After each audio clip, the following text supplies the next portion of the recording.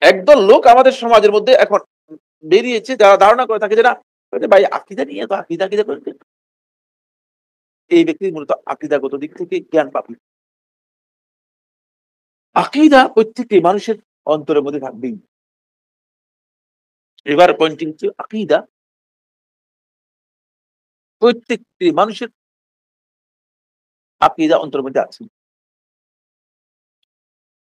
আকীদা শূন্য বা আকীদা ব্যতীত কোন মানুষ নেই। যে ব্যক্তি বলে যে আমি কোন আকীদায় বিশ্বাস করি না, এটা একটা আকীদা। যে ব্যক্তি বলে যে আল্লাহ তাআলার অস্তিত্ব নেই, এটা একটা আকীদা। বুঝতে পেরেছেন না বুঝতে পারেন নাই? অবশ্যই আকীদা থাকতে হবে। সুতরাং মানুষের কথা এবং কাজ, খুব ভালো করে খেয়াল করুন আবার বলছি। মানুষের কথা এবং কাজ এই দুটির যেকোনো একটি যদি কোন কারণে সংঘটিত হয়ে থাকে, কোন কথা মুখ থেকে বের হয় অথবা কোন কাজ যদি আপনি করে থাকেন, তাহলে এটা আপনার আকীদার সাথে সম্পৃক্ত। এজন্য শেখুল ইসলাম ইবনে কাইয়্যিম রাহমাতুল্লাহ বলেন, "মা মিন কাউলিন ওয়ালা আমালিন ইল্লা ওয়ালাহু সিলাতুন বিল কলব।" যে কোন কথা অথবা কোন কাজ এর সম্পর্ক রয়েছে অন্তরের সাথে। না অন্তরের সাথে যদি সম্পর্ক না থাকে আপনি কাজ করতে পারবেন না।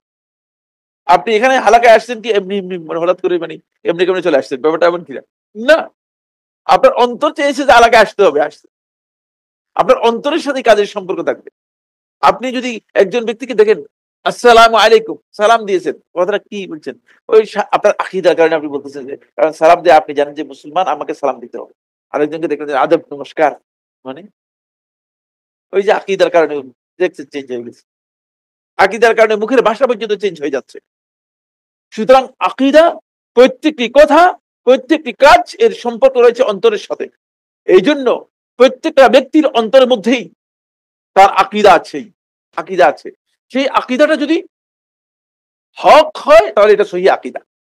সেই আকীদাটা যদি সহিহ হয় তাহলে ভালো সহিহ আকীদা। আর যদি বাতিল হয় তাহলে এটা হচ্ছে বাতিল আকীদা। কিন্তু অবশ্যই আকীদা রয়েছে। অবশ্যই কি রয়েছে? আকীদা রয়েছে।